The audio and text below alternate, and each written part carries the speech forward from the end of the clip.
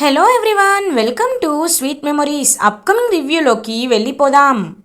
కౌశికి ఫ్యామిలీని ఎలా అయినా అవమానించాలని, జగదాత్రి కేదార్ని ఎలా అయినా ఒక ఆట ఆడుకోవాలని మినిస్టర్ కొడుకు విక్కీ ఒక ప్లాన్ వేసుకుంటాడు. వెంటనే మినిస్టర్ కొడుకు విక్కీ ఒక గన్ తీసుకొని తాయారు దగ్గరికి వస్తాడు. అమ్మా, ఇప్పుడు చూడు, నా ఆట మొదలవుతుంది. ఇంకా నేనంటే ఏంటో అనుకుంటున్నారు ఆ జగదాత్రి కేదార్. ముందు పెద్దవాళ్ళతో స్టార్ట్ చేస్తా, తర్వాత వీళ్ళ దగ్గరికి వస్తా, అందరినీ ఒక్కొక్కరిగా అవమానిస్తా అని అంటారు మినిస్టర్ కొడుకు. ఇంక వెంటనే తాయారు, అవును రవికి, నీకు నచ్చింది చెయ్యి. ఎందుకంటే ఆ వైజయంతిని చూస్తేనే అర్థమవుతుంది ఆవిడ పదవి ఆశబోతుందని. కాబట్టి ఎవరిని ఏమైనా ఆడుకో, ఆవిడ కూడా ఏమీ అనదు అని అంటుంది తాయారు. అయితే నేను స్టార్ట్ చేసేస్తానని చెప్పి ఆ రివాల్వర్ తీసుకొని హాల్లోకి వస్తాడు విక్కీ. ఇంకా అందరి వైపు గన్ పెట్టి చూపించేసరికి పోలీస్ ఫోర్స్ అంతా అందరు చుట్టుముట్టేస్తారు మినిస్టర్ కొడుకుని. Guns down, guns down. చూడు విక్కీ, నువ్వు చేస్తుంది తప్పు, అది ఆడుకునే వస్తువు కాదు అని అంటారు సాధునాయక్. ఇంకా వెంటనే విక్కీ, ఏంటి, ఇది ఆడుకునే వస్తువు కదా? ఎందుకు కాదు? దీంతో నేను ఒక ఆట ఆడుకుంటాను, తర్వాత మీకు ఇచ్చేస్తాను.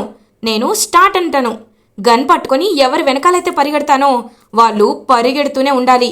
ఒక్కసారి వాళ్ళు పరుగు ఆపితే వాళ్ళని షూట్ చేసేస్తా అని తింగరిగా కావాలని నటిస్తాడు మినిస్టర్ కొడుకు విక్కీ. ఒక్కసారిగా జగదాత్రికి చాలా చాలా కోపం వస్తుంది. ఇంకా వెంటనే చాలా కోపంగా చూస్తుంది. ఇప్పుడు గేమ్ స్టార్ట్ అని చెప్పి అందరి దగ్గరికి గన్ తీసుకొని వెళ్తాడు విక్కీ. మినిస్టర్, ఏంది సాధు, ఏంది అలా చూస్తున్నావు? తెలుసు కదా, మా వాడికి మా పెనిమిటి చనిపోయిన తర్వాత కాస్త మతిస్థిమితం బాలేదని చెప్పుండాను కదా, మర్చిపోయావా? చిన్న ఆటే ఆడుకుంటాడులే అని చెప్పి కావాలని అందరినీ ఏమీ చేయకుండా చేస్తుంది. ఇంకా గన్ అందరి దగ్గరికి గురిపెట్టి కరెక్ట్గా సుధాకర్ దగ్గరికి వస్తాడు విక్కీ. సుధాకర్ దగ్గరికి వచ్చి, ఇప్పుడు నువ్వే పరిగెట్టు పరిగెట్టు అని చెప్పి వెనకాల పడుతూ ఉంటాడు సుధాకర్ వెనకాల విక్కీ. అదంతా చూస్తూ జగదాత్రికి చాలా కోపం వస్తుంది. ఇంకా పాపం ఆయన్ని పైకి తీసుకువెళ్తాడు. అసలు ఆస్మా ఉండడంతో చాలా ఊపిరి ఆగిపోతుందన్నమాట సుధాకర్కి. ఎంత ఆయాసపడుతూ పరిగెత్తలేకపోతుంటే విక్కీ మాత్రం చాలా సాడిస్టిక్గా చూసి నవ్వుకుంటూ ఉంటాడు. జగదాత్రికి పిడికిలి బిగించి చాలా కోపం వస్తుంది. వెంటనే జగదాత్రి అలా స్టెప్స్ పై నుండి చూస్తూ ఉంటుంది. అమ్మీ జగదాత్రి, ఏంటి అక్కడున్నావు అని అడుగుతారు మినిస్టర్ తాయారు. ఇంకా వెంటనే జగదాత్రి, ఏయ్ విక్కీ అని గట్టిగా అరుస్తుంది.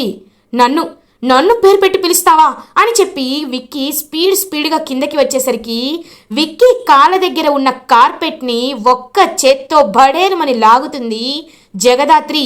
ఒక్కసారిగా కాళ్ళ కింద కార్పెట్ పడిపోయేసరికి దొర్లుకుంటూ కిందకి వచ్చి అలా జగదాత్రి కాళ్ళ దగ్గర పడతాడు మినిస్టర్ కొడుకు విక్కీ.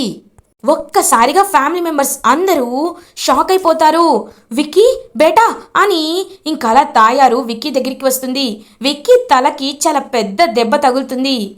ఏంటి, దొంగ పోలీస్ గేమ్లో ఓడిపోయావా అని అడుగుతుంది జగదాత్రి. ఏయ్ జగదాత్రి, నా కొడుకునే కింద పడేలా చేస్తావా అని అంటారు. ఏ ఇప్పుడు మాట్లాడుతున్నారేంటి? మా మావయ్య గారు అలసిపోయి ఆయన కళ్ళు తిరిగి పడిపోయేంత వరకు వెనకాల పరిగెత్తిచ్చాడే మీ అబ్బాయి. అప్పుడు మీకు గుర్తు రాలేదా? అప్పుడు మీరు ఎందుకు ఏమి మాట్లాడలేదు? పిచ్చివాడు కదా, అందుకే మాట్లాడలేదు. ఇప్పుడు కూడా కిందకి వచ్చే హడావిడిలో ముందు వెనక చూసుకోకుండా కాలు జారి పడిపోయాడు. ఇందులో నేనేం చేయను. ఏమంటారు సాధు సార్ అని అడుగుతుంది జగదాత్రి. అవును, ఇక్కడ చాలామంది విట్నెస్ ఉన్నారు. అతన్ని ఎవ్వరూ కావాలని తోసేలేదు, అతనే కిందకి దొర్లుకుంటూ వచ్చి పడిపోయాడు అని అంటారు సాధునాయక్. మీరందరూ కావాలనే ఇలా చేస్తుండారని నాకు బాగా తెలుసు. నా టైం ఒకటి వస్తుంది కదా, అప్పుడు ఆడుకుంటాను. బేటా రా బేటా, వీడిని తొందరగా హాస్పిటల్కి తీసుకువెళ్ళండి అని చెప్పి ఇంకా హాస్పిటల్కి తీసుకువెళ్తారు విక్కీని.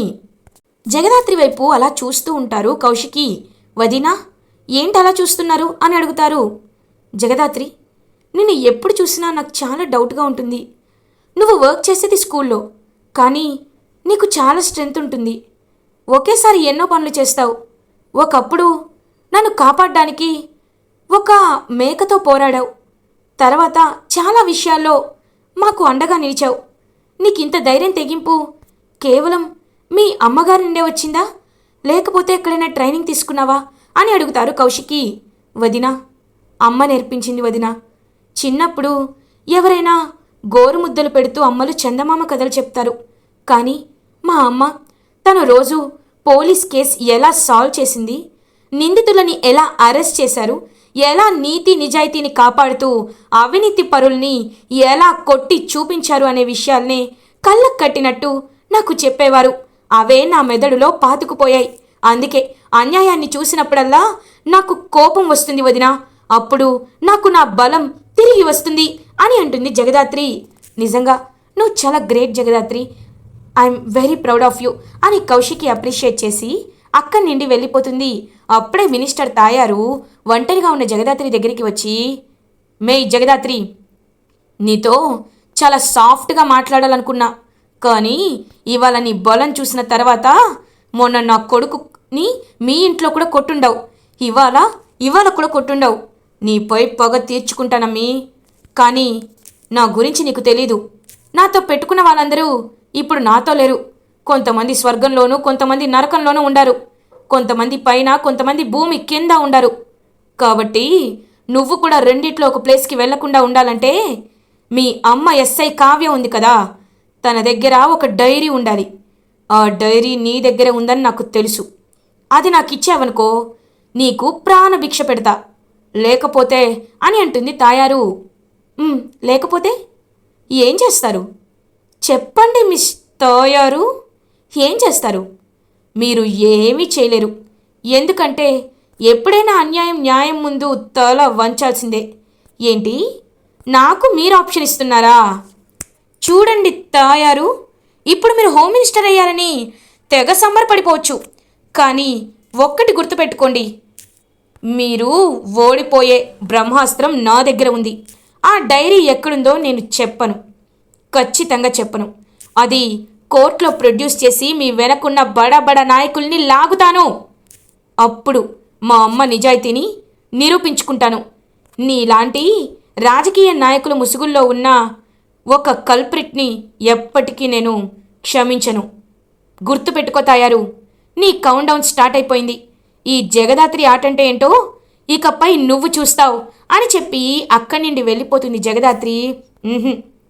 ఈ అమ్మి మాటలతో వినేలా లేదు, రెండో ఆప్షన్ చూస్ చేసుకోవాల్సిందే అని కోపంగా వెళ్ళిపోతున్న జగదాత్రి కేదార్ల వైపు చూస్తూ ఉంటుంది తాయారు. ఇది ఇలా ఉండగా జగదాత్రి ఫ్యామిలీ ఇంటికి రీచ్ అవుతారు.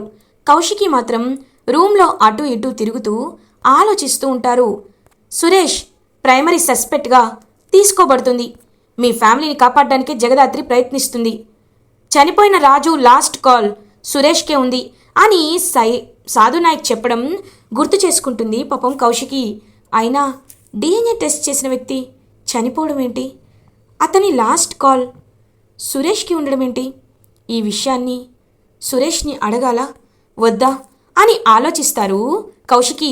అప్పుడే సురేష్ కౌశికి దగ్గరికి వచ్చి, కౌశికి, నేను ఒక ముఖ్యమైన పనిపై చెన్నై వెళ్ళాలి. సో ఇవాళ నైట్ ఫ్లైట్కే బయలుదేరుతున్నాను. బాబుని జాగ్రత్తగా చూసుకున్నాను. నువ్వు బాబుని చూసుకుంటావని నాకు తెలుసు, జాగ్రత్తగా ఉండు అని అంటారు సురేష్. అయినా ఇంత అర్జెంటుగా చెన్నైకి వెళ్ళాల్సిన అవసరం ఏంటి సురేష్ అని అడుగుతారు. అది చాలా ఇంపార్టెంట్ డాక్యుమెంటరీ ఒకటి నోట్ చేయాలి, దానికి సంబంధించిన ఎవిడెన్స్ చెన్నైలోనే ఉన్నాయంట. సో నేను వెళ్ళాలి, ఏమీ అనుకోవద్దు, వెళ్ళొస్తాను అని చెప్పి వెంటనే బ్యాగ్ సర్దుకొని బయటికి వెళ్ళిపోతాడు చెన్నైకి సురేష్.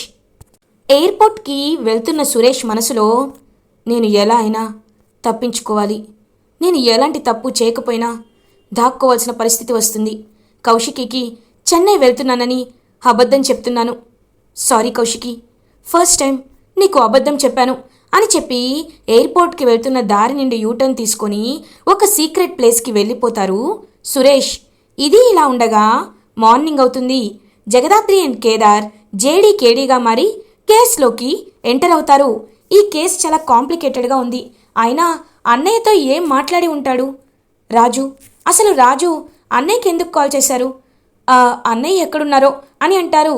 నిన్న నైటే చెన్నై బయలుదేరారని చెప్తున్నారు. అది విన్నాక నాలో అనుమానం ఇంకా బలపడింది జేడీ. అయినా బావెందుకు ఇంత సడన్గా చెన్నై బయలుదేరుతారు అని అంటారు. నాకు అదే అర్థం కావట్లేదు. కానీ ఒకటి మాత్రం నిజం, ఆ చనిపోయిన డిఎన్ఏ టెస్ట్ చేసిన రాజు మాత్రం ఖచ్చితంగా అన్నయ్యకి ఏదో చెప్పాలని అనుకున్నాడు, కానీ చెప్పలేకపోయాడు. అది ఏంటి అనేది తెలుసుకోవాలి. అయినా అతని ఫోన్ మనకి దొరికింది కదా, కాల్ డేటా డిలీట్ చేసినా మనం దాన్ని రికవర్ చేయొచ్చు కదా, ఒకసారి రికవర్ చేద్దాం అని చెప్పి ఇంకా కాల్ డేటాని రికవర్ చేపిస్తారు జేడీ. కాల్ డేటాని చూసి ఒక్కసారిగా షాక్ అయిపోతారు జేడీ అండ్ కేడీ. ఇది ఇలా ఉండగా వైజయంతి చాలా హ్యాపీగా ఇంకా అన్ని చీరలు నగలు చూసుకుంటుంది. నిషిక వైజయంతి దగ్గరికి వచ్చి, అత్తయ్య ఏంటి చాలా హ్యాపీగా ఉన్నారు అని అడుగుతారు. అవునమ్మీ నిషిక, నేను ఎమ్మెల్యేని కాబోతున్నాను కదా, ప్రచారానికి వెళ్ళడానికి ఈ చీర బాగుంటుందా ఈ చీర బాగుంటుందా అని అడుగుతుంది వైజయంతి. అత్తయ్య మీరు ఏ చీర కట్టుకున్నా చాలా బాగుంటారు అని అంటుంది నిషిక. అబ్బో నువ్వు ఇలా పొగుడుతుంటే నాకు చాలా హ్యాపీగా ఉంది నిషిక. కానీ ఒకటి మాత్రం నిజం, మంత్రి అయిన తర్వాత ఎమ్మెల్యే అయిన తర్వాత ఏదో ఒకటి చేసి మంత్రి కూడా అయిపోవాలా, అప్పుడు నేను ఈ రాష్ట్రాన్నే ఏలొచ్చు అని ఓవర్గా ఊహించుకుంటూ ఉంటుంది వైజయంతి. ఏంటో అత్తయ్య గారి ఆశలకి హద్దులు లేకుండా పోతుంది అని మనసులో అనుకుంటూ, అవునత్తయ్య మీకు గుర్తుందా నిన్న ఆ సాధు నాయక్ గారు ఏదో చెప్పారు కదా డిఎన్ఏ కేసులో సురేష్ అన్నయ్య, అదంతా నాకేం అర్థం కావట్లేదు అని అంటుంది నిషిక. అర్థం కాకపోవడానికి ఏముందమ్మీ, ఖచ్చితంగా సురేష్ జైలుకు వెళ్తాడని మాత్రం నాకు తెలిసిపోతుంది, ఎందుకంటే ఆ సురేష్ తప్ప ఇంకే సాక్ష్యం అక్కడ లేదంట కదా అని అంటారు వైజయంతి. అది కదత్తయ్య, ఈ యువరాజ్ కూడా అతనితోనే డబ్బులిచ్చి కొనేశాడు కదా, ఒకవేళ ఈ కేసులో యువరాజ్ ఇరుక్కోడు కదా అని అంటారు. అమ్మీ ఏం మాట్లాడుతున్నావు అమ్మీ, అదే గనక జరిగితే నా గుండె ఆగిపోతుంది. లేదు యువరాజ్ ఏమి ఇరుక్కోడు, నువ్వేమి కంగారు పడద్దు అని చెప్పి అంటుంది వైజయంతి. ఇదంతా విన్న యువరాజ్, అవును ఒకవేళ నేనేవి ఇరుక్కోను కదా, లేదు లేదు, అయినా కాల్ డేటా మొత్తం డిలీట్ చేపించేశాను కదా, నా పేరు వాడెందుకు చెప్తాడు, నా ఫోన్లో ఏదో ఉంటుంది, అలా ఏమీ జరగదు అని చెప్పి టెన్షన్ కవర్ చేసుకుంటూ అక్కడి నుండి వెళ్ళిపోతాడు యువరాజ్. ఇటువైపు ఆదిలక్ష్మి, వైజయంతి వైజయంతి ఇవాల్టితో 2 రోజులు పూర్తయిపోయాయి, నా మనవడు కానివాణ్ణి ఇంట్లో ఉంచుకోకుండా తన చేత్తోనే బయటికి పంపించేస్తానని అనింది కదా ఆ జగదాత్రి, తను మాటిస్తే రాజముద్రలా ఉంటుందని కౌశికి, సుధాకర్ గారు ఇద్దరూ ప్రగల్భాలు పలికారు. మరి ఎక్కడా ఆ జగదాత్రి ఎక్కడా అని అడుగుతారు ఆదిలక్ష్మి. అప్పుడే కౌశికి బాబుని ఎత్తుకొని బయటికి వస్తారు. అత్తయ్య వాళ్ళు స్కూల్కి వెళ్ళారు, వచ్చాక మాట్లాడుకుందాం అని అంటారు. ఏంటి స్కూల్కి వెళ్ళారా, వచ్చాక మాట్లాడుకుంటామా, అలాంటివేమీ కుదరదు, మళ్ళీ ఏదో ఒక మతలబు పెట్టి మమ్మల్ని మార్చేయాలని చూస్తారు అంతే కదా, నేను అస్సలు ఊరుకోను, నేనే వెళ్ళి వీని అనాథసనలా వదిలేసి వచ్చేస్తానని చెప్పి వెళ్ళబోతుంటే అక్కడికి జేడీ అండ్ కేడీ వస్తారు. ఒక్కసారిగా జేడీ కేడీని చూసి కౌశికి ఫ్యామిలీ షాక్ అయిపోతుంది. పాపం కౌశికి ఒకవేళ సురేష్ని అరెస్ట్ చేయడానికి వచ్చారా అని చెప్పి కంగారు పడుతుందన్నమాట. పాపం కౌశికి. జేడీ కేడీ లోపలికి వచ్చి కౌశికి వైపు చూస్తారు. ఎవరు మీరు అని అడుగుతుంది ఆదిలక్ష్మి. మేము ఐపీఎస్ ఆఫీసర్ జేడీ అండ్ ఇతను కేడీ, ఒక ఇంపార్టెంట్ విషయం చెప్పడానికి వచ్చాను అని అంటుంది జేడీ. ఏంటి జేడీ అని అడుగుతారు కౌశికి. కౌశికి గారు, మీకు మీ డిఎన్ఏ టెస్ట్ చేసిన రాజు అనే వ్యక్తి చనిపోయాడని మీకు ఇన్ఫర్మేషన్ తెలిసే ఉంటుంది కదా అని అంటుంది జేడీ. అవును, నిన్న పార్టీలో కలిసినప్పుడు సాధు గారు చెప్పారు అని అంటారు కౌశికి. సో మేము అతని ఇంటికి వెళ్ళి అతని గురించి మొత్తం తెలుసుకోవడం జరిగింది. అండ్ ఈ విషయాల్లో మాకు బయటపడ్డ నిజాలు ఏంటి అంటే, అతను చాలామంది దగ్గర డబ్బులు తీసుకొని ఇల్లీగల్గా ఫేక్ సర్టిఫికెట్స్ని క్రియేట్ చేస్తున్నాడని, ఒరిజినల్ సర్టిఫికెట్స్ని ఫేక్ సర్టిఫికెట్స్గా మార్చి డిఎన్ఏ మ్యాచ్ అయినా అవ్వలేదని డబ్బులు తీసుకొని చెప్తున్నారు. సో మీ బాబు విషయంలో కూడా అదే జరిగింది కౌశికి గారు. డిఎన్ఏ రిపోర్ట్స్ మ్యాచ్ అయినా అవ్వలేదని చెప్పి ఫేక్ రిపోర్ట్స్ని క్రియేట్ చేశాడు ఆ రాజు అని అంటారు జేడీ. ఒక్కసారిగా షాక్ అయిపోతారు కౌశికి ఫ్యామిలీ. జేడీ నువ్వు మాట్లాడుతుంది నిజమా అని అడుగుతారు కౌశికి. ఏంటమ్మాయి నువ్వు నిజం చెప్తున్నావా అని అంటారు ఆదిలక్ష్మి. కావాలంటే మీకు తేడా చూపిస్తాను. ఒరిజినల్ సర్టిఫికెట్పై చూడండి, గవర్నమెంట్ వాళ్ళు సీల్ వేసిన స్టాంప్ ఉంటుంది. ఇది ఉంటేనే అది ఒరిజినల్ డిఎన్ఏ సర్టిఫికెట్ అని. బట్ మీకిచ్చిన డిఎన్ఏ రిపోర్ట్లో ఈ స్టాంప్ మిస్ అవుతుంది. బికాస్ ఇట్స్ ఫేక్ కాబట్టి మనం కేవలం ఆ హెడ్డింగ్ అండ్ రిజల్ట్ మాత్రమే చూస్తాం. అసలు డాక్యుమెంట్ ఒరిజినలా కాదా అని చూడం. సో ఇవే అతని ఇంట్లో మాకు దొరికిన ఒరిజినల్ రిపోర్ట్స్. మీ ఫ్యామిలీలో ఏదో గొడవ జరుగుతుందని తెలిసింది. అందుకే ఈ కేసులో మేము కనిపెట్టిన ఫస్ట్ ఎవిడెన్స్ని మీ దగ్గరికే తీసుకువచ్చాం. తీసుకోండి అని జేడి ఒరిజినల్ డిఎన్ఏ రిపోర్ట్స్ని కౌశికీకి ఇస్తుంది. కౌశికి చాలా హ్యాపీగా ఫీల్ అవుతుంది. చూసారా అత్తయ్య, చూసారా, ఇన్నాళ్ళు నా బాబు కాదు కాదు అన్నారు. ఇప్పటికైనా అర్థమైందా? జగదాత్రి కేదార్లు నిరూపించకపోయినా ఆ దేవుడి దయవల్ల నిరూపణ పడింది కదా అని అంటారు కౌశికి. పాపం మనసులో కేడి మేమే నిరూపించామక్క అని మనసులో అనుకుంటాడు. ఇంకలా హ్యాపీగా జేడీ కేడి ఇద్దరు బయటికి వస్తే వాళ్ళ వైపు కోపంగా చూస్తాడు యువరాజ్. యువరాజ్ని దగ్గరికి వెళ్ళి భుజంపై చేయి వేస్తాడు కేదార్. ఏంటి మా అబ్బాయిని ఎందుకు పట్టుకుంటున్నారు? మా అబ్బోడితో మీకేం పని అని అంటుంది వైజయంతి.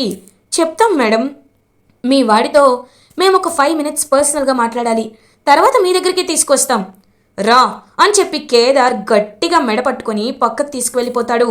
ఏంటి అని అడుగుతారు. కేదార్ యువరాజ్ చెంపపై కొడతాడు. ఒక్కసారిగా యువరాజ్ షాక్ అయిపోతాడు. హే ఏం చేస్తున్నావు అని అడుగుతారు. నోర్ముయ్, ఇంకొక్క మాట మాట్లాడినా చంపేస్తా. డిఎన్ఏ రిపోర్ట్స్ని మార్చింది నువ్వే కదూ అని అడుగుతాడు కేదార్. ఒక్కసారిగా యువరాజ్ షాక్ అయిపోతాడు. వాట్, మీకెలా తెలుసు అని అడుగుతారు. కవర్ చేసుకోవద్దు, మాకంతా తెలుసు. ఎందుకంటే డిఎన్ఏ రిపోర్ట్స్ నువ్వు మార్చడానికి డబ్బులు ఇచ్చినట్టు క్లియర్గా ఆ బ్యాంకులో విత్డ్రా అయినట్టు కనబడుతుంది. నువ్వు చేతికే డబ్బులు ఇవ్వచ్చు, కానీ నువ్వు చేసిన కాల్ రికార్డింగ్స్ అన్నీ మేము రికవర్ చేశాం. మీ మెసేజెస్, చాట్స్ అన్నీ బయటికి తీసాం. అప్పుడే అర్థమైంది నువ్వే కావాలని డబ్బులు ఇచ్చి ఫేక్ డిఎన్ఏ రిపోర్ట్స్ క్రియేట్ చేశావని. ఏం సాధిస్తావు యువరాజ్? ఇది చేసి ఏం సాధిస్తావు? ఇంకొకసారి కౌశికి లాంటి మంచి వారిని ఇబ్బంది పెట్టద్దు. ఇది ఆఖరిసారి. ఇంకొకసారి ఇలా జరిగితే మాత్రం నిన్ను లీగల్గా అరెస్ట్ చేయాల్సి వస్తుంది. జీవితాంతం బయటికి రాలేవు, అర్థమైందా అని చెప్పి గట్టిగా అక్కడి నుండి వెళ్ళిపోతారు జేడీ అండ్ కేడీ. ఆదిలక్ష్మి కౌశికి దగ్గరికి వచ్చి, కౌశికి నేను చాలా తప్పు చేశాను, నువ్వు చెప్తున్నా నేను నమ్మలేదు, నన్ను క్షమించమ్మా అని చేతులు పట్టుకొని అడుగుతారు. అయ్యో అత్తయ్య, మీరు ఇప్పుడు అర్థం చేసుకున్నారు కదా, అది చాలు అని అంటేసరికి ఇంక పాపం బాబుని ఎత్తుకొని ప్రేమగా చూస్తూ ఉంటారు కౌశికి వైపు ఆదిలక్ష్మి. అలా కౌశికి ప్రాబ్లం సాల్వ్ అవుతుంది. ఇంకా సురేష్ని వెతకడానికి బయలుదేరుతారు జేడీ అండ్ కేడీ. ఇలా ఎపిసోడ్ ఎండ్ అవుతుంది. ఫర్దర్ ఎపిసోడ్ రివ్యూస్ ముందుగా మీకు కావాలి అనుకుంటే మా ఛానల్ని సబ్స్క్రైబ్ చేసుకోండి. Thanks for watching.